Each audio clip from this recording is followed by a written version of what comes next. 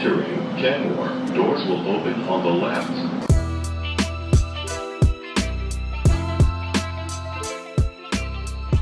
How's it going, everyone? Welcome to episode 37 of Entering Kenmore. I am David Azer alongside Zach Coe. Zach, we're about a week and a half or so removed from Red Sox baseball. I hope you've been enjoying some time off from the sport entirely, because I know I kind of like to do that once seasons end. I just take a little bit of a break.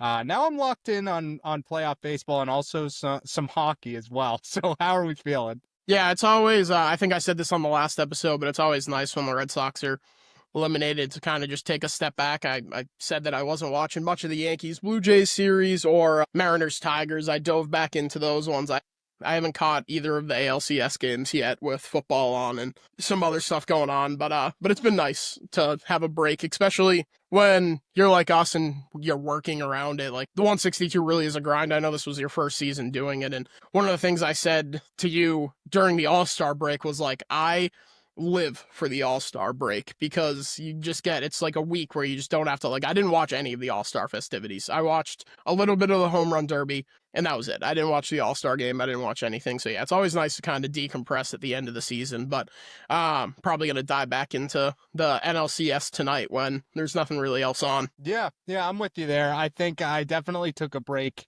right after in those division series as well. But by the way, Yankees eliminated from the playoffs.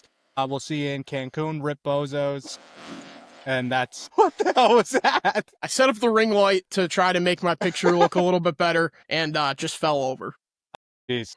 Yeah, so I'm going to pick that up in a second. But yeah, Yankees joining us in Cancun, just as we all suspected. I said it on the last episode, 2 episodes ago, I forgot when it was, but Aaron Judge had his ticket booked to the Amalfi Coast, and the Red Sox said, no, brother, we want to go to Cancun. Even worse, and now they're there with us.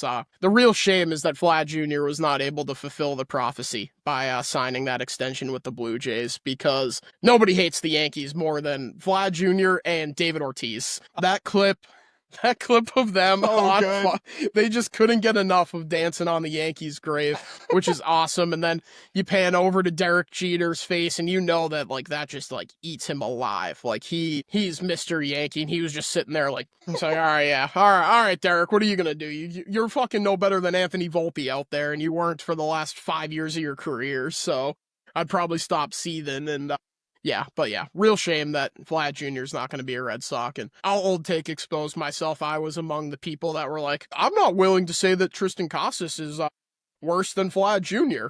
He is. Yeah, so I'm willing to say that now. But yeah, Rip Bozos to the New York Yankees. It's just such a shame that they were parading around the Red Sox grave. You beat a quadruple A team and then went into Toronto and got your absolute doors blown off. Like, it was never even in doubt, really. I think the Yankees won 1 game where they had to come back down like 6 runs, and then it was over from there. Like, yeah, and it's very funny too when you think about it, because Aaron Judge, does he finally have his legacy moment, keeping that ball fair? No, ultimately it's a footnote in a series in which, like you said, you got your doors blown off. So Mr. Low Leverage, he gained a new partner this year in Jarren Duran, but Aaron Judge remains the king, Mr. Low Leverage.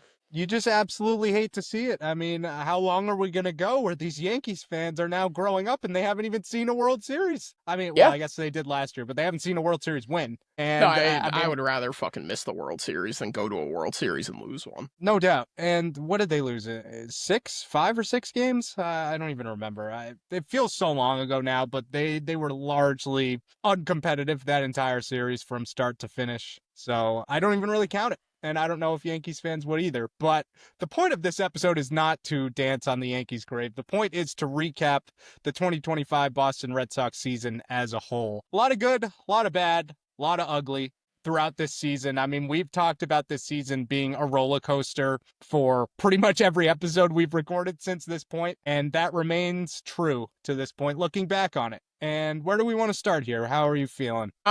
As I continued to watch some of these baseball games, I think the Red Sox are a lot further away from being contenders than we were giving them credit for. I think even heading into the season in spring training, we thought that they were a lot closer than they actually are. And they were. Like, to their credit, they were a lot closer in spring than they are now. Like, they have a lot more holes going into this offseason than they did last offseason, which is crazy to say. But these are problems of your own making, Craig Breslow. No doubt. No doubt. I mean, that was the whole thing. And Dan Ball and I were talking about this on his show on Saturday. And he asked me, was this season a success? And I said, looking back on it, I think I have to call it a success because before the season, you had World Series aspirations, and that wasn't just from the homers. That wasn't just from us. It was from national reporters, They were the national trendy baseball pick. analysts. Exactly. And then halfway through the season, they trade their best player. So it's hard to be like, yeah, this team's winning the World Series, not expecting that the Boston Red Sox would make as silly of a move as trading their best player halfway through the season and really having no replacements in line for him. So looking back on the season, I think a lot of people took steps forward. I think a lot of people developed further, but also on the other end of that, there were a lot of disappointments. So we can kind of break down a little bit of everything. Yeah, I tend to lean there with you that it's still a success. With the roller coaster of the season, like you said, they were the trendy World Series pick. Everybody and their brother was picking the Red Sox to go to the World Series, and in some cases win the World Series. Obviously, the trajectory of all that changes when you trade Rafael Devers to try to reset your clubhouse culture, which I'll get into when we get into the good, the bad, and the ugly of the season. But ultimately, that reset my entire expectations of this team. When Alex Cora said nobody expected to make us to make the playoffs after they clinched, and then clarified the next day nobody expected us to make the playoffs after we traded our best player, I was nobody. That was me. I did not expect them to make the playoffs. I thought they were going to fall off a cliff. They didn't. I was wrong.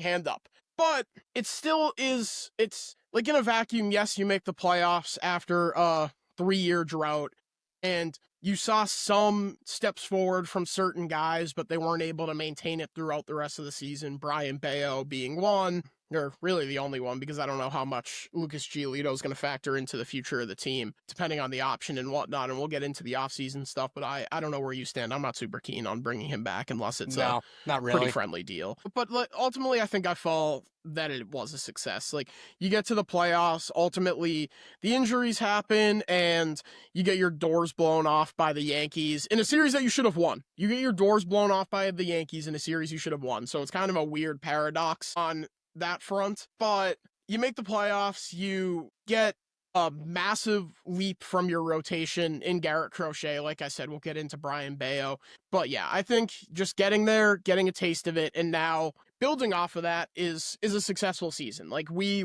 are officially out of the rebuild, and now the window is open. The next step is supplementing this talent, and we'll get into it. We have an off-season episode coming, probably after the World Series ends. Supplementing this talent. Yes, I like it. And I wore the Key Largo shirt just to represent where Aaron Judge is probably right now. But, I mean, yeah, it comes down to, can you supplement this talent?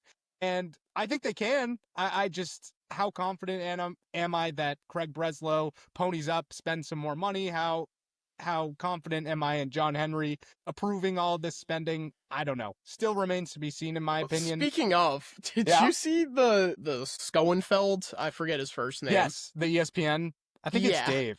Yeah, I think it is too. I'm trying to find the tweet right now. So one of the aggregators put it out there, and I'll get on a quick rant too. I saw someone being like, "It's October 14th. If you're getting mad about some random, Dave Schoenfeld, if you're getting mad about some random ESPN guy's off-season predictions, I beg you to go outside." This circles back to my entire thing. Always stop telling me how to react to things. Stop telling me how to be a fan. If I want to get mad about this awful offseason prediction on October 13th, I will. I can. I'm going to. I did. Like, stop telling me what to do. Like, guess what? I'm going to get even angrier about it now that you told me not to. Yeah. You're only fueling the fire here. Yeah. Come on. Buddy, you just created 1,000 me's being mad at it by tweeting that. I mean, it's crazy. Those are the same types of people who are like, oh, I don't know who Connolly Early is. I don't know who Peyton Doley is. Like, let's trade all of them for Joe Ryan. Like, it's just the casual fans who try to tell us how to react when we're watching every single pitch. It's crazy. Yes. Correct. This is the offseason prediction from ESPN's David Schoenfield.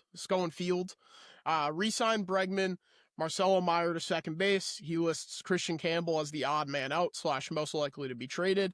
Bring back Lucas Giolito or sign Merrill Kelly. And if they want to spend bigger, Framber Valdez or Shane Bieber. He thinks they'll, quote, play it safe and bring back a similar roster. That would drive me up a wall. First But of does all, he know anything? well, no, I don't think this was informed. I think it was just like a prediction thing. Okay. Like I to be fair, I did not read the article. I simply read this aggregation of it from Matthew Crory. Shout out him. Yeah, shout him out.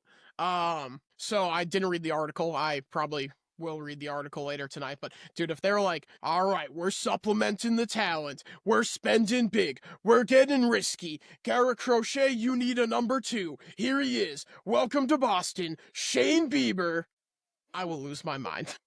Or 37-year-old Merrill Kelly? Yeah. Like, come on. What are we doing? What are we talking about This here? is not the time to play it safe. It's No. not. Like, they should be, the window is open. If this is how you act when your window is open, then I simply think that this has all been for show the last however many years. We're going to bring in Heim to rebuild the farm system. He's going to get a bunch of studs. He's going to get 3 studs. I just showed them to you on my shirt. 3 studs. There they are.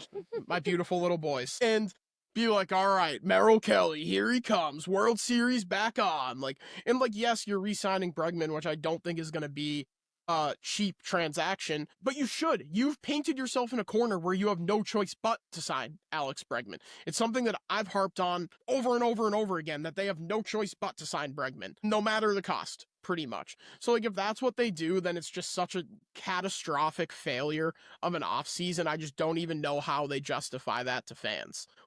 People tweeted the thank you customers graphic when the Yankees got eliminated. That's actually what the Red Sox would be doing if that was their offseason. Obviously, it's just a prediction thing, and I would be shocked with the way that they've been talking about if that's all they did. It's very funny that pretty much everyone, fans and media, are just like, well, Joe Ryan's a Red Sox. At the bare minimum, I'm expecting a trade like that. It doesn't even have to be Joe Ryan, but a Joe Ryan-like player. Yeah. No, I'm with you there. I mean, it makes all the sense in the world to build off of the success you had this year. And you got that first little taste of the playoffs and obviously got bounced in the first round, only won 1 game, but you should want more of that. You saw how much the fans gravitated towards that. You saw how bumpin' Fenway was for all of this run, pretty much. Right around when the 10-game win streak, which feels so long ago now, but right around when that was going, that's really when the fans started to flock back in. And it remained that way all throughout the rest of the season. So whether you want to admit it or not, the team's success actually generates more money for you, John Henry. So please, just help us out, man. And I know we'll have plenty of time to get into the offseason in future episodes. But yeah, I mean, if that's what happens, if this Dave guy is correct, then I might have to switch teams, man. I can't do it anymore if that happens. Yeah. Yeah, I mean, that would just be brutal. And like you said, the winning does correlate with more money and more success for your franchise. Even the stadium, and Cora talked about it all throughout the year. The park is going to be filled in August, July, in the summer months when people are looking to go drink outside. But the atmosphere was different this year. Anybody who was at Fenway for even 1 game down the stretch can tell you that the atmosphere was different. That Peyton Tolley debut game against the Pirates felt like a playoff game. There was a feel in the air that was all right, we're playing meaningful baseball. We're doing it. The Red Sox are back. And it just hasn't been like that for the last, 3 seasons. We've been through hell and back in the last however many years. If you toughed it out for all 60 games of the 2020 season like I did, this next World Series is going to hit crack cocaine, I would assume, be after witnessing the Hall Pass, Josh Osich, Kyle Hart, Mike Kickham, and all the other idiots that they trotted out there on the mound in that season. So, shout out Ryan Weber. Yeah, yes, Queb Maddox, as I always called him, because that was by far my favorite part of the 2020 to 2021 aside, but 2020 to 2024 Red Sox was Ryan Weber, who every time he took the ball, they were he's got stuff like Greg Maddox. It's not going to wow you. No, he doesn't. Ryan Weber does not have stuff like Craig Maddox. What happened to him? Where is he? There's no way he's still playing professional baseball in America, I would guess. Okay? New York Yankees Free signed agents. him to a minor league. When was this? 22. In his Instagram bio, it says right-handed retired pitcher. So Oh, I guess he's reti- done. He's retired, all right. Yeah, That's unfortunate. granted free agency after the Yankees in November 6th, 2023. He's 35. Jeez. He was 30 in 2020 when we were just pumping him out there. Okay, Greg Maddux, what you got? Yep. What do you got, Gweb? Like, Jeez. Shout out fucking Ryan Weber. Yeah, shout him out, man.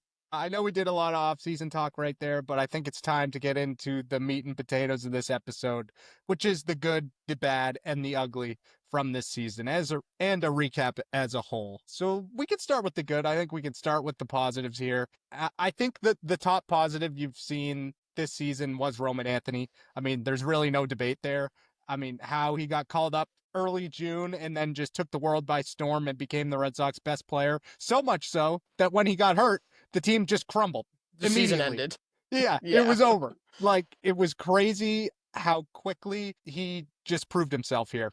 And I know all the national hype was growing. He was the top prospect for a while. And also the hype from Zach Coe was really helping me get excited for when he got called up. And he absolutely proved it from the jump. Yeah, I was ready for, honestly, Roman Anthony should have been on the opening day roster.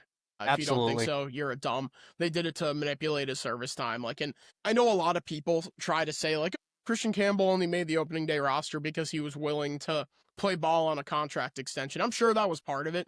But in all of the reporting that came out in the wake of the Rafael Devers trade, the Jeff Passan article where he gave us the infamous "thanks, Brez, you fucking stiff" line, it had an interesting note in there that I keep clinging to, about how in Craig Breslow's computer model, it told him that the optimal lineup was Alex Bregman at third and Christian Campbell at second. I don't think that was about playing ball on a contract. I think that was the computer model told him that was the best team that they could put out there, and that's why he made the team. Obviously, as we since have learned, and Roman Anthony immediately showed in AAA, their best lineup was Jarren Duran in Timbuktu and Roman Anthony in left field. And for whatever reason, track manipulation, whatever you want to call it, that wasn't the case. Obviously, we now know that Anthony signed to a long-term extension, which I give Breslow credit for. It's one of the few things I do give Breslow credit for.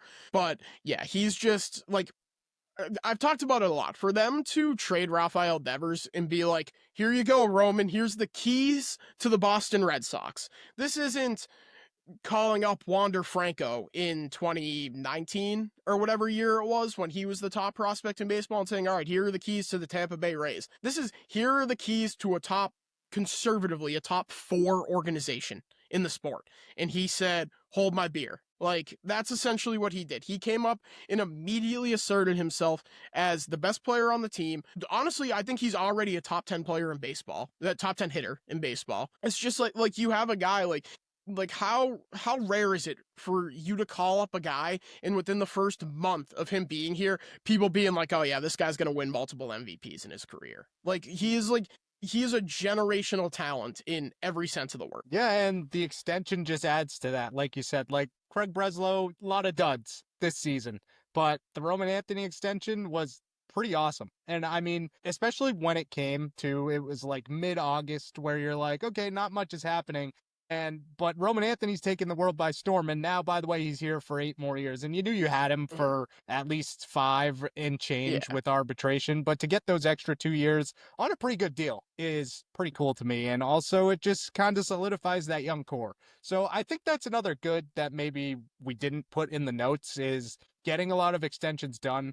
Garrett Crochet, Christian Campbell, Roman Anthony, and then you had Bayo, you had Rafaela from last year. So, how good that young core is remains to be seen, I think. But a lot of the pieces are here, and a lot of pieces will be here for a long time. And that's something to build off of, like we said. Yeah, and we didn't even touch on this in Roman Anthony, but he really solidified a spot in your lineup that you were really seeking much better production out of in the leadoff hole. I mean, we know that Jarren Duran last year, he was an absolute beast in the leadoff spot, switching singles into doubles. Duran did a lot of things better in 2024 than he did last year. I mean, I'm pulling up the numbers right now as they load for me, but in the leadoff spot in 2024, Jarren Duran hits, here it is, 286 with a 341 OBP, 835 slugging percentage, and this year it was, great radio here, 255, 323 OBP with a 742 OPS. Now, if we contrast that with Roman Anthony, I mean, I know what the numbers are going to say, even though I don't currently have them in front of me again as they load. He was so much better. Like, it's a professional at bat immediately. Like, Christian Campbell comes up, he immediately takes the world by storm, and then you see the same adjustments that happen with all young players, where they come up, guys don't know how to attack them, and then all of a sudden you have a month of major league games under your belt, a month of film under your belt, and these guys are too good. They figure out how to attack you and how to poke holes in your swing. For Campbell, we saw that. That was part of the whole knock on him in the draft process, is that he has a funky swing, in that I mean, we all watched it. We all watched his swing and say that's not a conventional swing. But for Roman to come up and just immediately be a professional hitter, the leadoff spot, 336 batting average with a 439 OBP. As a rookie, as a 21-year-old, the guy couldn't drink when the season started. It's crazy to put that into perspective, man. Like, the things that he is doing, not only for this team, but just as a baseball player. Like, this is one of, I mean, I don't know if I'd go as far as to say this, but it might be one of the best starts for a career in a while. Like, I mean, we've had some Linsanity runs. We had, like, Yermin Mercedes hitting, like, 8 home runs to start his career, and, like, Aristides Aquino and all those guys. Like, what the hell happened to either of those guys? Yeah, but, like, this, a top prospect and coming up and absolutely dominating from the second he gets to the major leagues is not something you see all that often. And I mean, I bring up Jackson Holliday all the time as kind of the counter argument to this, because he came up and he struggled. They sent him back down. I mean, it was kind of the Christian Campbell track, but I guess he never really saw the success at all. So maybe that's not even a good argument, but yeah, all this to say that something we haven't seen in a while, especially in a Red Sox uniform. Just to wrap up this whole Roman Anthony, I feel like if you've been listening to this podcast from the start of the season, this is not going to come as a shock to you that I've been saying this. And I don't know why I haven't said it on the podcast before, but I'm willing to call my shot right now. Roman Anthony, Baseball Hall of Famer. Lock it in. Lock it in. I like it. I might have to tail that. Is there a futures bet on that I can place right now? There should be. There should. Actually, there shouldn't be, because I would put my life savings on it. Any prospect that Zach likes is getting that bet placed. Yep. Yeah, exactly. Yeah, okay, maybe it's for the best that is not included. Yeah, it doesn't. Yeah. But yeah, some of the other good we've saw from this season was Garrett Crochet. I think that's pretty obvious from any casual baseball fan watching the Red Sox this season, but they really needed him. I mean, he came through as the stopper plenty of times. I mean, he followed Walker Buehler starts for a while. He followed, I think it was Giolito for the second half. And Giolito was obviously not going as strong as he was in the first half. So Garrett Crochet came up when he needed him pretty much every time out. And he was absolutely the ace the Red Sox have needed for a long time. And I remember the clip that we put out where I was like, oh, I'm so amped to see him in the regular season, because we have been fiending for this for a long time, since like Chris Sale left and David Price left and all of that. We really didn't have the guy in the rotation. He's here, and now he's here for the next, 6 years? Yes. At least? 7. 7! I believe it's 7. But yeah, and we kind of touched on it in the last episode, where a lot of people were kind of telling on themselves, like, oh, I can't believe I didn't want the Red Sox to trade for Garrett Crochet. The move did come with risk. It did. Oh, yeah. And again, credit to Craig Breslow. Clip this, because I'm not going to give credit to Craig Breslow a whole lot. But credit to Breslow. He went out there and he identified a guy. Sure, Heim did 80% of the legwork on this trade for Garrett Crochet, but that's not the point. They went out, they identified a guy and said, sure, it comes with some risk, but we're willing to put our nuts on the table and give up the prospect capital that it's going to take to get this guy. I mean, Kyle Teal was really good for the White Sox this year. And it helps that you got Carlos Narvaez to mitigate that loss literally like 6 hours after you traded for Garrett Crochet. But Kyle Teal was good. Braden Montgomery was your first round pick 4 months before you traded him. He's going to be a good baseball player. He was a guy that would have been a top 5 pick if he didn't break his foot or ankle or whatever the injury was before or during his last year at Texas A&M. You gave up pieces. Chase Mydrop, again, was another guy who was, you kind of knew what he was, but he's a professional at bat. He works the count, he gets on base, and he plays serviceable defense at second base. You gave up a fair amount in prospect capital to go out and get a guy that wasn't proven for a full 162 game season. And like you said, every single time you needed him to go out there and do his job, he did. Like, we mentioned him, Mike Kickham, Josh Osich, Kyle Hart, Ryan Weber. These are the guys that we were watching take the mound for the Red Sox way too many times since really 2018 Chris Sale, because we really didn't see the type of dominance out of Chris Sale after that 2018 season. It was always injuries. It was always falling off a bike, punching TVs in Worcester. It was always something. That's not to say that I don't still love Chris Sale, because I do. But we really haven't seen that in a Red Sox uniform for 7 years until getting Crochet. And the fact that he just came out and, like we said, he immediately was like, I'm the guy that you've been looking for is incredible. You went out and took a risk on a guy, and he said, I'm one of the best 3 pitchers in baseball. It was so cool to see him even rise to stardom with the Red Sox, because I mean, he was with the White Sox. He was good last year, but we saw it. Like we said, he didn't have a full 162 game workload, or obviously the equivalent of that to a starting pitcher. It's like 32 starts or whatever. Yeah. But they managed him a lot differently in the second half of that season. He had an all-star season last year with the White Sox too, but in the second half, he was only going like 3-4 innings a start because they wanted to keep him fresh and they weren't sure how his body would hold up. And he absolutely proved that he is a workhorse now, and that's what I expect of him moving forward. And it's so cool to just be able to slot him into your rotation and be like, yep, that's the guy. All right, let's build around him now. Even going into the playoffs, like, we talked ourselves into them beating the Yankees because it was like, all right, game 1, we got Garrett Crochet on the mound. That's a win. We would have done the same thing with the Blue Jays. If they went on to advance, it would have been like, all right, well, we got Garrett Crochet on the mound in game 1, so that's a win. We just got to find a way to win 2 more.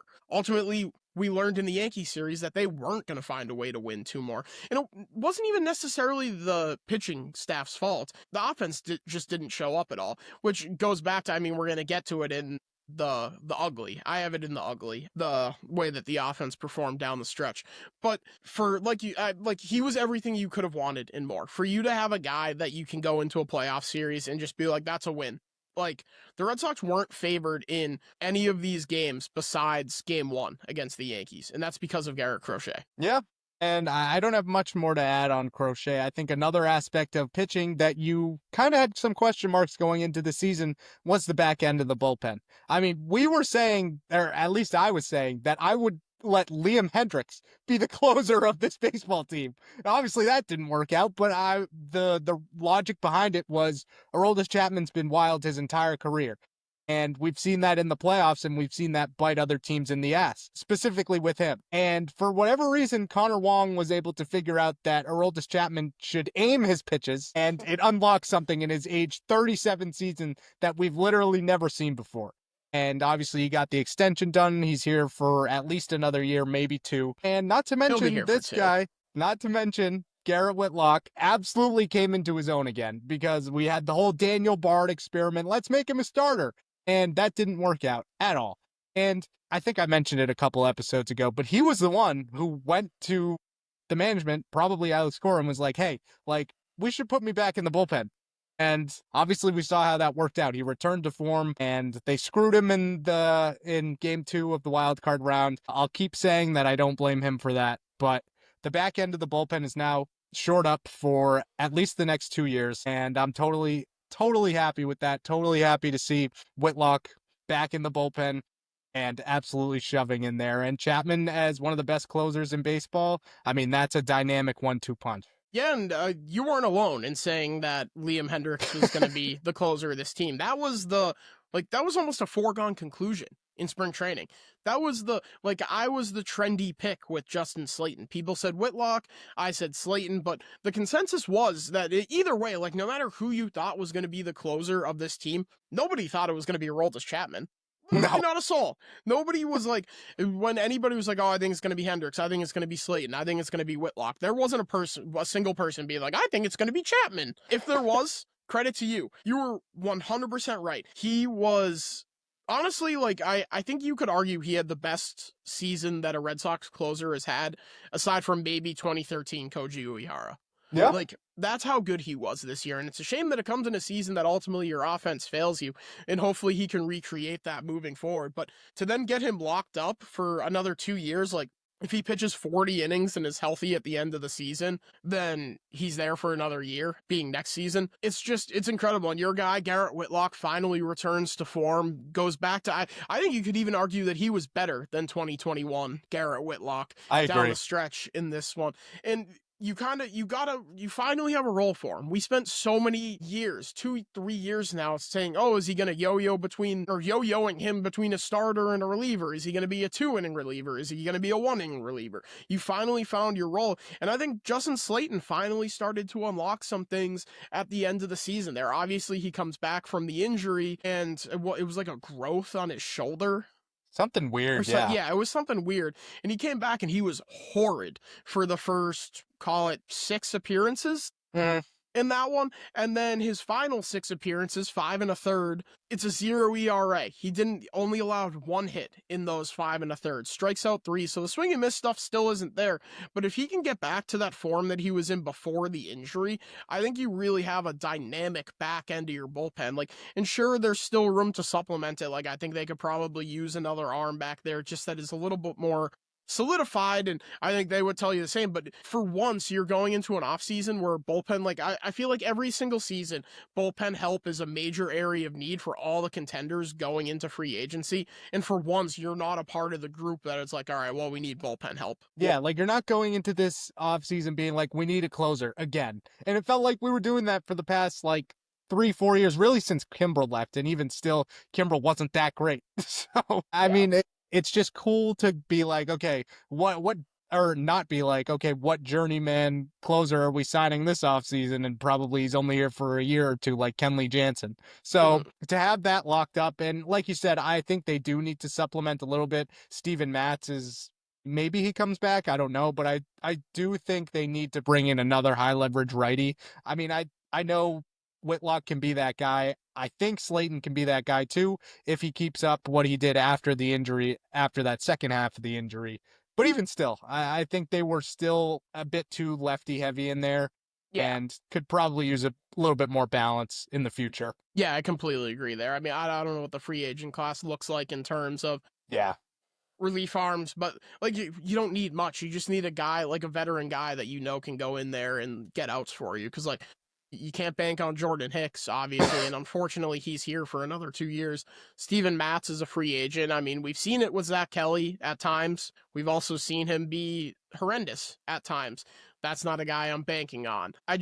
just like one more arm back there, and I think they'll be set as one of the best. I mean, they were already, by ERA, the second best bullpen in baseball this season. So to add like another leverage arm on top of that, like, I don't think anybody's going to rival the Padres bullpen, especially if they keep Mason Miller at closer, which I don't think they're going to, given the cost of acquisition. I think they're at least going to give it a shot as a starter. But yeah, you're already talking about one of the best bullpens in baseball. So to add to that would just be icing on top of the cake. No doubt. The last one in the good section I had, I don't know if you feel the same way about this, but I think looking back at the season as a whole, it was a good one for Carlos Narvaez. Yeah, no, I agree. I mean, for a guy that you traded Elmer Rodriguez Cruz for, who's like, he's an intriguing arm, and I think a lot of his hype recently has been because he's a Yankee. And I know that Yankee fans try to be like, give us this guy for Carlos Narvaez. Carlos Narvaez would have been the Yankees' best catcher this year. The Yankees, and I know Coley's been on this kick for a while on Section 10. The Yankees' 2 best catchers play for the Marlins and the Red Sox, in Agustin Ramirez and Carlos Narvaez. Like, that's not an exaggeration. Like, and I think that Narvaez speaks, his development and him being able to step up speaks to something that the Red Sox did in an underrated move, which is bring in Parker Gwynn, or Quinn, I forget his last name, Parker something, Gwynn or Quinn, to be the catching instructor, replacing Jason Varitek last year in a little bit of a role shift. And the Yankees, they've been good at developing catchers. They just have. We mentioned 2 of them, Narvaez and Ramirez. I mean, Narvaez was a guy that wasn't on the radar of anybody. I mean, like I said, you traded Elmer Rodriguez Cruz, who's a intriguing arm that's just now starting to pop into some back end of the top 100s, but you immediately replaced Kyle Teal, and you found a guy who could end up being just as good and is definitely better defensively. I mean, I've been the number one guy being like, I don't think Kyle Teal is a catcher long term. So for you to find your long term catcher for a guy who has a whole lot of reliever risk in Rodriguez Cruz, I think that is a slam dunk home run. And now it's kind of that same thing. Like, I know you, or did I tab him as my second half disappointment, or was that Yeah. you? No, you did. Yeah, I did. So, like, Yeah. I know obviously I did that and it was a workload concern, but now he's done the workload. Now he's ready to, like next year, I'm expecting him not to fall off as much in the second half. And I also think it'd be hard for Connor Wong to have as worse of a season as he had this year, next year. I would hope so not. hopefully, yeah, so hopefully he can handle a little bit more of the load from AO, from Narvaez next year, and maybe take a little bit off of his plate so he's not wearing down as much in the second half. Yeah, and let's not forget that Carlos Narvaez was also in his rookie season this year, and he posted a 2.8 WAR. So Yeah. not only that, I mean, he gave you 15 home runs and plus defense behind the plate. The catcher's interference thing is my only problem, but I think that's just with Red Sox catchers in general. I don't know why, but how they're setting up behind home plate just draws them more than any team I've ever seen. Well, I think it's a problem. I agree. It's way more than I've ever seen. And I watch so much baseball. Like I have 3 TVs on when I'm not working in the summer. I have 3 baseball games on. I think it's the only explanation that I've heard that has made sense to me is that when they go to receive the ball, like framing teaches you to go get it. So your glove is coming further out in front of the plate, which is leading to guys making contact with the gloves. Like, I don't know if that's just maybe like setting up a little bit further back so that when you come up, you're not getting as close to the batter, but I think it's all about framing and trying to do that. And I wonder with the ABS system, if that kind of changes, because the framing isn't going to be obviously it's going to be a pretty big point of emphasis because you're going to want to use your challenges strategically if you're only getting 2 of them a game, but it does kind of take the onus off of being a fantastic framer as we move into an ABS era. That is a good point. Something I didn't really consider either. And I just think as a whole for Narvaez, like if this is his rookie season, I mean, how good can he be? I think on the offensive side, he gave you way more than I would have expected, especially from a catcher. Like, Yeah. I think maybe this isn't in the forefront of people's minds, but I think he's an underrated part of the success of this whole season. Like, you had no idea what you were going to get from the catcher position as a whole. I mean, everyone had Connor Wong as their starter heading into the season. He quickly took that away, and I think an injury, what did Wong do? He like hurt his hand or something early on. Yeah, it was like his thumb. I forget exactly what it was, but I do know what you're talking about. Yeah, he ate like a foul ball off his hand or something. Right, and he was on the shelf for a little bit, and then Narvaez took the starting role and just never gave it back. So I'm confident that this is only the beginning for him, and I'm excited to see how he develops along with the rest of this young core.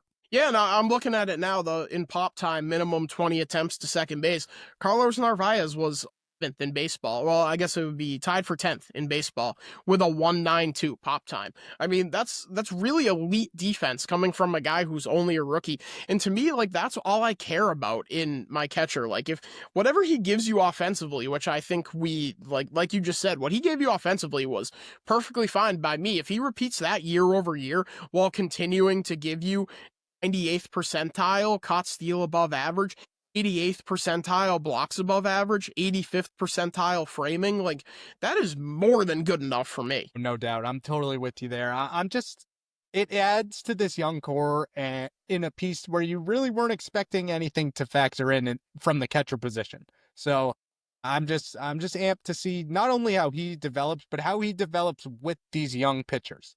Because I think that's an underrated part of this, to have that tandem going. I mean, pretty much everyone but Brian Bayo used Narvaez. So I don't know if that changes in the offseason, having some more time for those guys to work with each other. But regardless, I'm very excited for the future of Narvaez. And I really had no idea who the hell he was heading into this season. No, I didn't either. I think that's something that, like, if you're telling me that aside from maybe the Sox prospects guys, like, no, anybody, like, even people that follow the Yankees farm system were like, oh yeah, he's a backup catcher. Like, I don't know, like, whatever. Like, he's a guy that really came out of nowhere. And for, like I said, credit to Craig Breslow to identify that as being a guy that you want to go out and get. And I'm sure Parker Gwynn or Quinn, let me get this guy's name right now so I don't keep saying it wrong. Must not be Parker Gwynn, but Parker Quinn is a character in Fallout 4, so maybe that's where that was sticking out because that's the first thing that popped out. Yeah, Parker Gwynn. Okay. Yeah, catching consultant.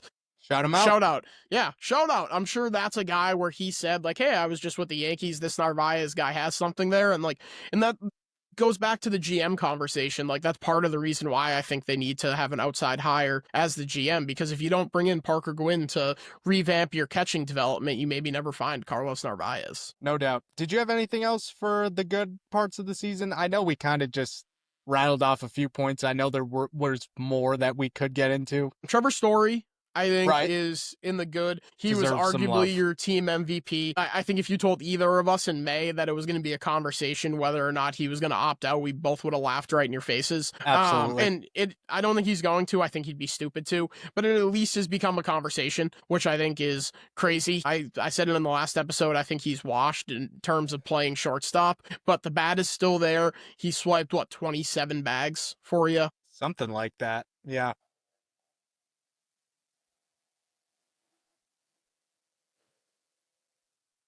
So it was at least 30. Let's see how quick. 31. Okay, yeah. So he swipes 31 bags for you. So I think for a guy that coming into this year had been a massive disappointment on the contract that he was on, and a guy that they pegged as a leader over and over again. I mean, how many years did we talk about Camp Story with the young guys going there? It's like, okay, yeah, Camp Story is all well and good, but if he's not on the field, what's it really matter? He finally was on the field and he showed you what he could do. So I think that is a huge positive. No doubt. And those injuries kind of felt like fluke injuries from the start. It wasn't like he just couldn't get out of his own way. Like, these were, I know last year it was like he dislocated his shoulder or hurt his shoulder, like diving on that for weird a ground dive, ball. yeah, in Anaheim. Yeah. So, and that put him on the shelf for basically the rest of the season. So this is what we need to see from him. Like, an absolute incredible season, especially when this contract was kind of dead money thus far. Yeah. So I don't know, how confident are you he repeats something like this? Even if he doesn't repeat exactly that, but gives you a similar season, like if they make the moves that we're expecting them to make to solidify this lineup, I think he's still an incredibly valuable player, especially if you're transitioning to second base, which I feel like nobody really has asked them about yet, and everyone kind of thinks is a foregone conclusion, which I don't know that we can say that for certain yet. But I think he's still going to be a really key piece of this moving forward. Yeah, I think so too. And one other thing real quick in the good. Yeah. I also have another one after. So okay. Good. Yeah. I can't say Alex Bregman's play as a whole, because down the stretch it was really bad, and pretty much since he came back from the injury. But I think Alex Bregman's leadership deserves some of the spotlight, because this was a guy who you brought in knowing he had playoff experience, but not really knowing how much the young guys would gravitate towards him. And he took that role in absolute stride. I mean, he made a difference. I mean, you saw it pretty much every time he was in the dugout. Yeah, like, these guys gravitated towards him. The big three, like, wanted to learn everything they could from this guy who's been there and done that. And I think that's an underrated part of the season as a whole. Like, do they make the playoffs without Alex Bregman's leadership and also Alex Bregman's play through the first half of the season? I think it's hard to give him a whole lot of credit down the stretch, just because it felt like... Oh, he was awful down the stretch. So, but overall, I mean, I think it was a great signing, and obviously you have to bring him back now, given the state of your team. Yeah, and I mean, when was it? Was it after the introductory press conference? Someone was like, yeah, Alex Bregman has been sitting in the cafeteria with the big three for like the last hour and a half. He bought them all suits. He immediately came in and became a leader of the team that you didn't have. But to then, like, here I go on my Devers tirade again. But to then be like, last year, Alex Cora said, Rafi's not the leader type. He's never been the leader type. That's never been him. He's all as much said it. Like, I show up and I hit dingers. Mm-hmm. Like, not trying to pigeonhole guys into leadership roles never works. See how the Devers saga transpired over the next year. You had a leadership void, and you went out and filled it, which again, credit to Breslow. Well, no, credit to Alex Cora for going out and filling that leadership void, because Craig Breslow didn't sign Alex Bregman. Alex Cora and John Henry signed Alex Bregman. Sam Kennedy, Craig Breslow, whoever else was in that report that they were more hesitant on it, they didn't do anything. So your biggest offseason move, or your second biggest offseason move, was a guy that your manager signed. And now you, like you said, you put yourself in a spot where you absolutely need to go out and re-sign him. But yeah, that is him establishing a culture and immediately taking these young guys under their wings is perfect, because especially when you consider the fact that everyone thinks Jarren Duran's the odd man out, we're not far removed from Alex Cora being like, when I tell my kids how to play the game, I tell them to model it after Jarren Duran. I said it on the last episode, stop doing that and start telling them to model their game after Alex Bregman, because he came in, like I said, immediately became a leader, buying the young guys suits, sitting with them for an hour and a half. I mean, it's so easy to come in and be I just signed a 3-year, $120 million deal. I'm the big swinging dick on the campus now. But no, he immediately stepped in and was like, oh, these 3 guys that are looked at as the guys. I mean, how many, look at the shirt. How many guys have shirts like this when they're, 22, 20, and 21? Yeah, not many. He immediately comes in and is like, these guys are the future. I'm going to help bring them along. Those guys don't grow on trees. No, and I think that is super awesome, and all the more reason to bring him back. If they sign him to a long-term deal this offseason, that shirt jersey is hitting my cart so fast. Well, I have the number 2 Yellow City Connect. So yeah, I should have done that when Bogarts left, just because it's such Marshalls. A common number. Yeah. Marshalls. I got mine for $30, and it was genius. It was Bogarts, and then it was Dom Smith, Justin Turner, Bregman. It's the gift that keeps on giving. Yeah, I mean that is. I mean, maybe if Bregman, I hope he doesn't leave, but if he does, maybe I'm gonna have to go hunting for a deal. Yeah, not the worst idea. My last one for the good, if we don't have anything else on Bregman. Yeah. The Andrew Bailey, Craig Breslow pitching lab. Wow. Give it up for them, the pitching lab. Credit to them. It's one of those things that we shit on over and over and over again, and made fun of it and said it doesn't exist, but it does. It just simply does. It got to the point this year where you can't deny it, and it didn't fully manifest itself at the major league level yet, but you did see guys take steps forward, whether it be Brian Bayo or even Lucas Giolito starting to return to form, or any number of guys. But on the minor league level, when they hired Craig Breslow, everyone kept pointing to, oh, well, Breslow turns the Cubs minor league pitching staff into one of the softest throwing farm systems in baseball to one of the hardest throwing ones. And that's been part of the development, but him coming together to work with Bailey, I mean, we're going to talk about these guys in the bad being the rotation depth, but to have these guys come up and contribute, being Peyton Tolley, Connolly Early, Richard Fitz, Hunter Dobbins, all these guys that we never even imagined would come and contribute this year, is a credit to the system. And I mean, even the guys that we didn't see yet, the Tyler Ubersteins, who's a guy that he's Rule 5 eligible. I wish we would have seen him. David Sandlin starting to emerge. We haven't seen what they've done with Kyson Witherspoon, who they took with their first rounder. Jordani Monegro, Luis Perales, the list goes on and on of these arms that they're continuing to develop at the minor league system. And as we learn, there is no shortage of pitching depth. You always are going to need more arms. In somehow, some way, they've exhausted their options. But imagine what they would have been if they didn't get these strides out of Early and Dobbins and Tolley. They would have been absolutely screwed, especially when you factor in the Cooper Criswell injury. Brandon Clark is another one who caught so much helium at the start of the season because he was throwing hard, and he started to fall off a little bit, but we're at the point where I trust this pitching development system to now get him back on track. And it is so key having, when you go out to make trades, to be we have so much pitching depth in the minors, that is the golden goose that everyone is chasing. Controllable starting pitching. Young, controllable starting pitching. I mean, it's why the Red Sox had so much trouble trying to get a number 2 at the deadline, and even last year's deadline, for however long until they were able to get Crochet. When you have a young, controllable starter, that is what you're all striving to develop. And if they can consistently churn that out, they're going to be a really dangerous team for a while. I mean, look at what the Dodgers have done. That got me going, to be honest. Like, I think that I couldn't have said it better myself. Like, I know heading into the year, we're like, oh, does this pitching lab really exist? Even throughout a little bit of the season, we were like, oh, I'm not sure if this is really a thing. But I mean, you said it. Like, these young guys got called up and absolutely dominated.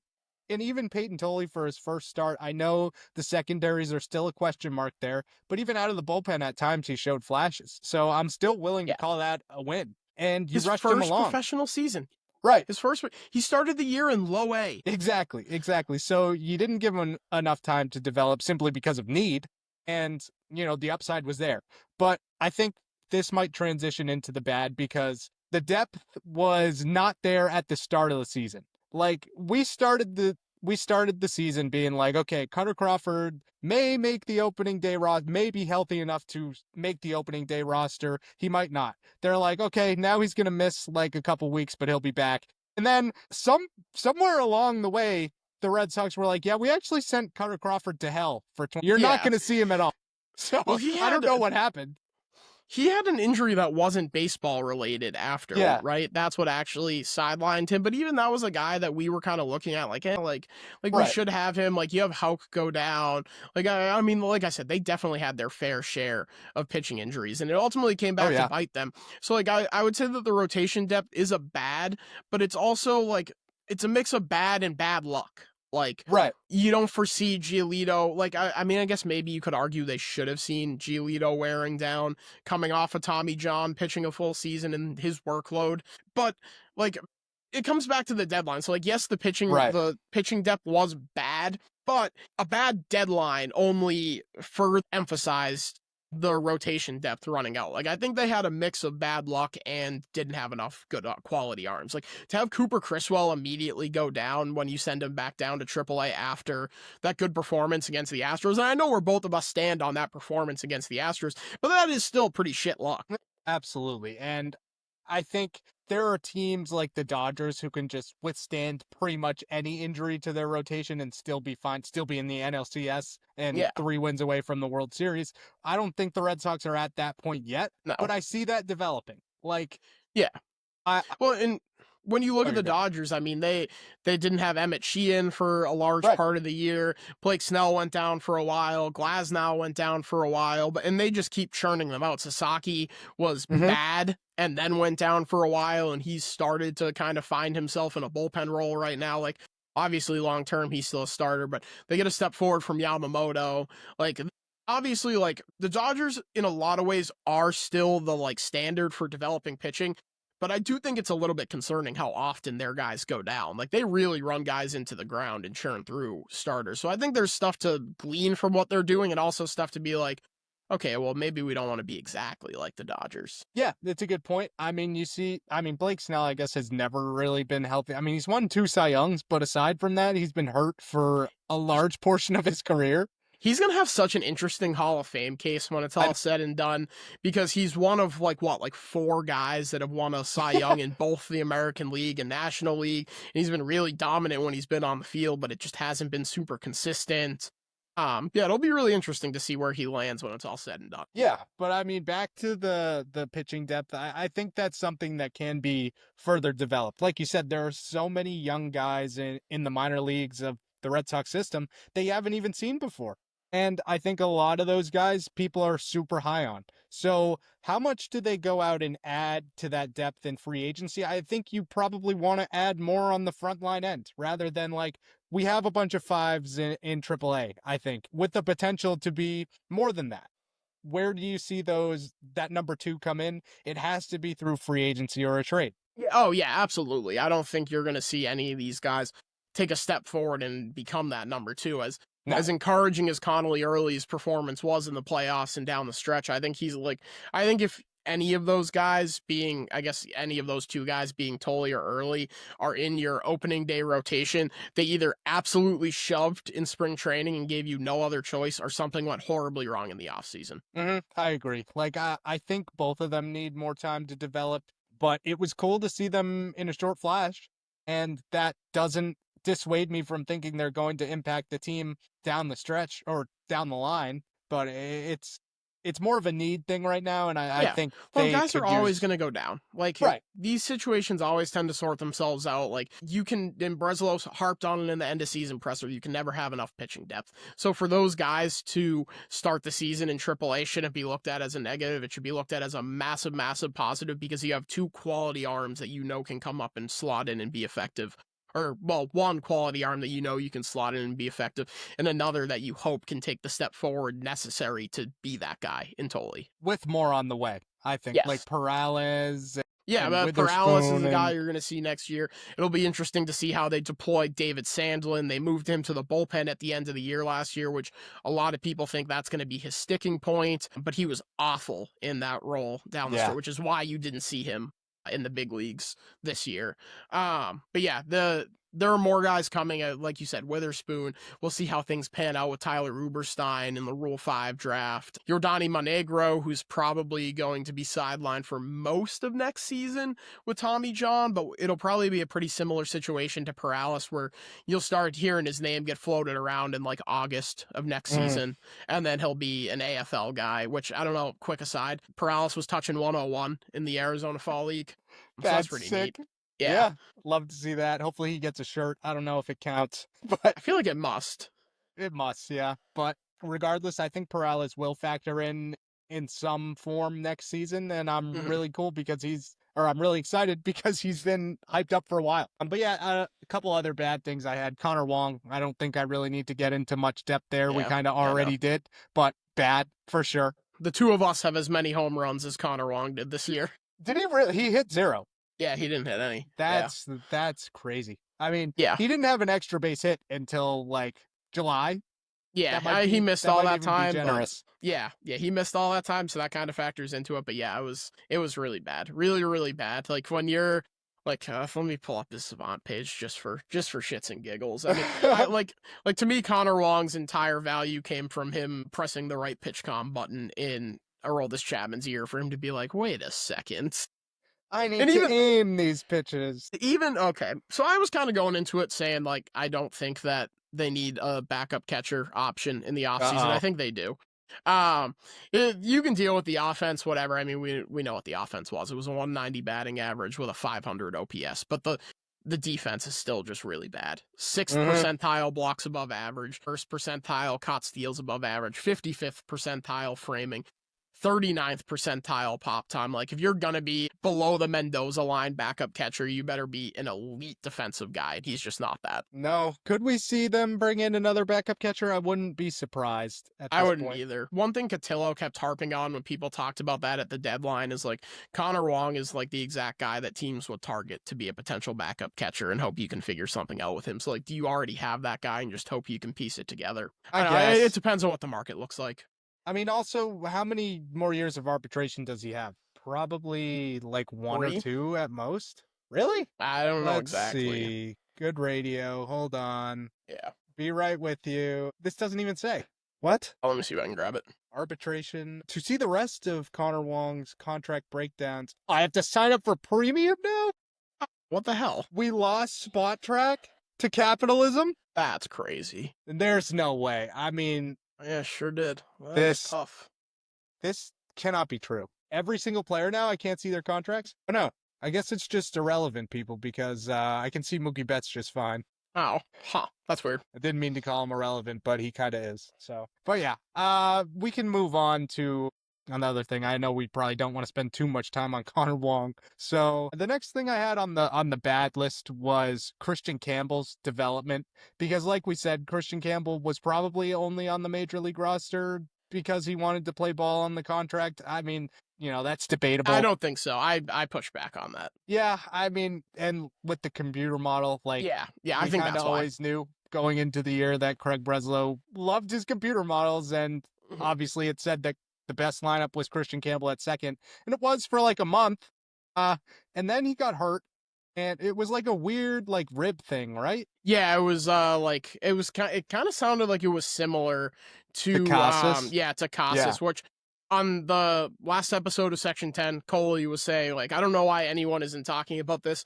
Coley, you have a friend in me here on the Entering Yes. Kenmore podcast, because I have also been talking about that ad nauseum since it happens. Like, we heard Tristan Casas be like, I'm getting stabbed in the ribs every time I swing a bat. And he missed however long. And the organization was pissed at Casas for taking so long to get back. Like, I'm sure that was in the back of Campbell's head, and I wonder if we'll see something later somewhere that's like, oh yeah, that was actually way worse than we thought it was. Because I tend to believe it was. Like, for him to just like he was a completely different player, and part of it is, yes, guys made adjustments, but he went back down to AAA and also wasn't hitting the ball hard and wasn't hitting for power. So I don't know how much, like I don't think magically major league pitchers figured him out, so then all the quad A pitchers in AAA also figured him out. Like, I just don't think that's the case. No, I'm with you there. I think it was kind of a mishandling because he didn't have a good spring training. And you put him on the major league roster simply because your computer model told you to, and it worked out for a little bit. But when that adversity hit, he didn't really know how to respond, and then the injury didn't help. So Yeah. I know a lot of people are like, oh, and even Dave Schoenfield, or however you say his name, was saying he's probably the odd man out this offseason. I firmly disagree with that. Like, Yeah, I don't think so either. Not at all, especially after signing him to the extension. Like, why would you move him? It doesn't make sense. That's one of the things that Lou said today in response to that was kind of, I don't know what team would be looking to pay $10 million for a guy who's pre-arb that hasn't shown it yet. Like that is a team-friendly deal in the long term, but right now when the guy hasn't shown it yet, it's just one of those things where I don't think you, like, one, will find any takers for him. You'd be selling him at arguably his lowest possible value. And this is a guy you clearly believe in because you were willing to sign him to that extension. Like, it just doesn't make sense to me that he's the odd man out. Like, I think at bare minimum, he's on the Worcester Red Sox roster to start next year. I think so too. And the other problem with his development is you couldn't figure out a position for him all season. Like, he was bad at second base. You moved him to the outfield for like a couple games a week. And obviously that didn't help his defense because you're moving him between the infield and the outfield every single week. So I think that's a big component of this offseason is figuring out where he fits. And whether that's giving him more time in the minor leagues to further develop or starting him on the opening day roster, keep him in one position next year and see what happens. Like, a lot of other people are already hitting the panic button on Christian Campbell. I am not one of those people. I'm confident you aren't either. No, I'm definitely not either. I still believe in him. Yeah, and I think there are still big things ahead for him because we've seen it. Like, he was probably the best rookie in baseball for that first. I mean, he won Rookie of the Month, didn't he? Yes, he did. He was the favorite to win Rookie of the Year. Yeah. So I mean, there's nothing that happened this season where I'm like, I don't think he can recover. Now, if that keeps up for a little bit, I'm willing to what's the word? Go back to that conversation. Reassess. Yeah. Yes. But yeah. So the other one we had here, you put it on here, right? Yes. Yeah. Yeah. Marcelo Meyer and Tristan Casas cannot stay healthy. This is now a reoccurring theme for the two of them. I'm hopeful with Marcelo Meyer that this is the end of it. I think this is the end of the road here for the injury problems. When he first went down and he met with the media when the surgery was announced, he said that it was something that he knew was on the horizon because they told him when he injured it in 22, I think it was, 23, somewhere in the past in the minors, that he was probably going to need to have the surgery to fix it long term. He had the surgery. Hopefully it's fixed long term. Hopefully it's beyond him, and now he can really get into the meat and potatoes of his development, because we saw him come up and at times he looked good and other times he didn't look great. He's really smooth defensively, but there's still a lot of work to be done at the plate. So I think it's a little premature that people are just slotting him in the everyday lineup every year or for next year, but I'm confident that the injuries are behind him.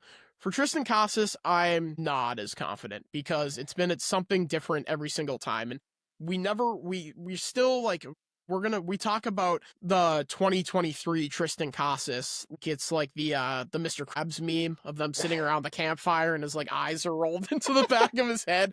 That's how we talk about Tristan Casas in 2023. And we just haven't seen it yet. And I'm still a believer that the talent is in there for Tristan Casas somewhere. It's just, if you can't consistently play, it's going to be hard to consistently perform. Mm-hmm. It's a great point. And this was a guy who had a lot of hype going into the season from Craig Breslow mainly, who was like, this guy could hit like 40 home runs a year. Like, he was Yeah. super confident in that heading into the season. And even before he went down, it wasn't good. Like, he had a notoriously slow start. And people were calling to trade him then. And then he got hurt and people kind of forgot about it. But we can't go into 2026 without a solidified plan at first base. We've been doing it too often now.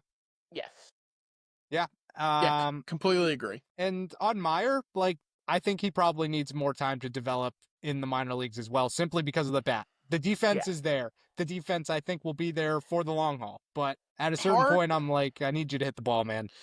Part of the problem with lefties, though, is that all the good lefty pitchers are already in the big leagues. True. So, like, how much better are you going to get at facing lefties in AAA? Yeah, like, I don't hate having him on the opening day roster in a platoon role. I just wouldn't start him every day. No, he can't. I mean, he can't start against lefties right now. Right, and that's where they tend to lean anyway. I don't know if we've talked about this on the podcast, but could we see like a platoon at shortstop if Story moves back to second, or they put him at second full time? Could we see like a lefty righty platoon with Meyer at shortstop? I wouldn't hate that either. No, I wouldn't either. But yeah, I know we're kind of pressed for time here. Did we want to skip the ugly or rattle it off real fast? Let's just cut the Devers situation / trade, because we haven't heard about that before. Yeah, and the defense. I think the defense is well known. So those are two that we had in the ugly that we don't need to further rehash. The defense was awful. You were the worst defensive team in baseball. Even worse than the Colorado Rockies, who were historically bad. The Devers situation was an absolute clusterfuck from top to bottom, from the organization, from the player, from the clubhouse. The fact that it ever reached that point with your best player, your franchise cornerstone, the one guy out of Devers, Bogarts, Betts that you decided to pay for it to be 2 years into the extension to reach this point is unbelievably pathetic from an organizational standpoint, and hopefully they can learn from their mistakes there. I don't know if you have anything on top of that. No, I mean, we've talked about it at length since it happened. I mean, our opinions on it. I don't think those will change, but it could get better if they reallocate that money. I just am not confident that they do. The main ugly that we've also harped on a lot is the trade deadline. They didn't bring in enough supplementary talent to this roster, and if they did, I think they may still be in the playoff race right now. Yeah, I mean, this is 2 deadline duds in a row for Craig Breslow, which was his main calling card when he got hired. He's a player. He knows what it means to get that bump at the deadline. He knows what it means to have a front office say, we believe in you. Here's player X. We haven't seen it. Dustin May. What do you mean? Yeah, we just haven't seen it yet. Like, it's as simple as that.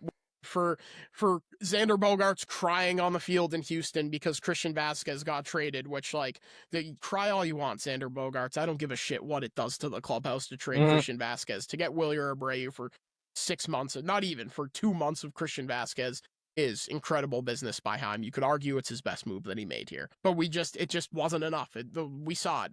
You got 30 whatever pitches out of Brian Bayo in game 2 of the playoff series. You had to start rookie Connolly early in game 3. You were a bat short because you traded your best player, and then your second best player got hurt in Roman Anthony. It just wasn't enough. And at some point, like, you have the farm system to go out and make these moves at the deadline. You just have to be aggressive. Nobody is comfortable at the deadline. If everybody was comfortable at the deadline, no moves would ever get made. And for whatever reason, it sounds like this year they just spent too much time on Joe Ryan, and then by the time the deadline was approaching, it was like, all right, shit, what do we do?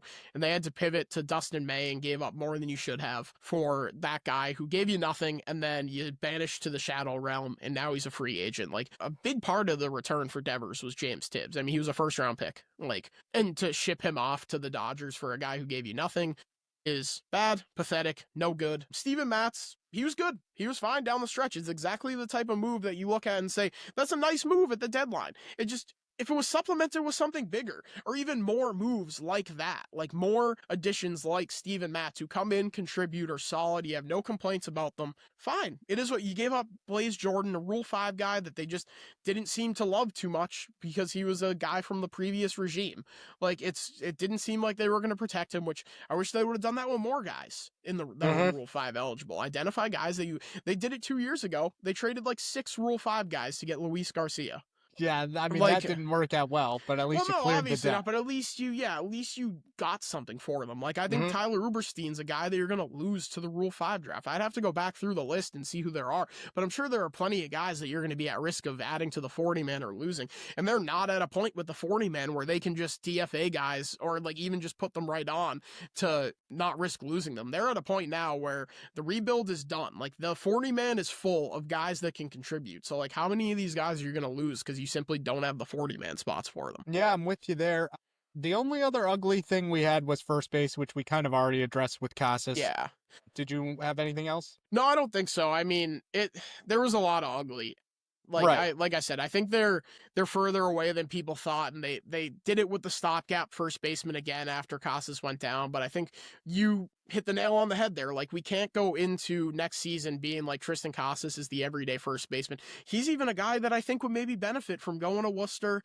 Less pressure. You can be yourself. You're not looking to fill the shoes of, like, we haven't had a good first baseman in however many years since Mitch Moreland and Steve Pearce were holding down the fort in 2018. You can even go further back from that. I mean, when was the last time they had a consistent first baseman year over year? Kevin Youkilis?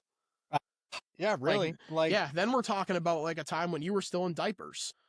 So I know, like, man. like that's how far. Like, it's the same thing for second base. I think that's another area of need, like second base. Like, and that's something that Breslow harped on. We need more production out of second base. Like, whether I think that just comes in Story, but like then you have a hole at shortstop. So like, how do you fill that? It's just there's a lot of moving parts here that like kind of go hand in hand. But first base and second base are the two glaring black holes on this roster right now. Yeah.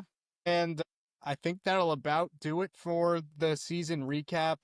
I know we have entering Kenmore awards coming up and also the off-season primer as the World Series ends. So a lot of cool content to stay tuned for. And also, we're going to save the Bruins breakdown until next time because we're running a bit long here. But I hear we may have an intro for that segment. Oh, yes, there will be a next time. pre-produced intro. David, you are not going to get to hear it until we debut it. It'll be cooked up here in the near future and ready for the next episode. Shameless plug, YouTube. Subscribe to the YouTube.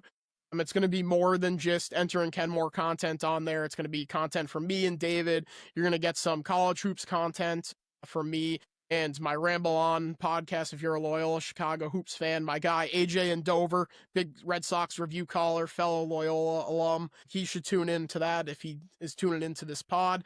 You're going to get college football breakdown, some video game stuff. Entering Kenmore on YouTube, subscribe, and we're also trying to get the Discord going. Link will be in the descriptions to join the Discord. Yeah, I think this will be the off season of entering Kenmore. I am really excited for a lot of content we have in the works. So keep it with us. And as always, this has been a ton of fun. Thanks so much for listening. And we'll check in with you guys again next time. Drake May.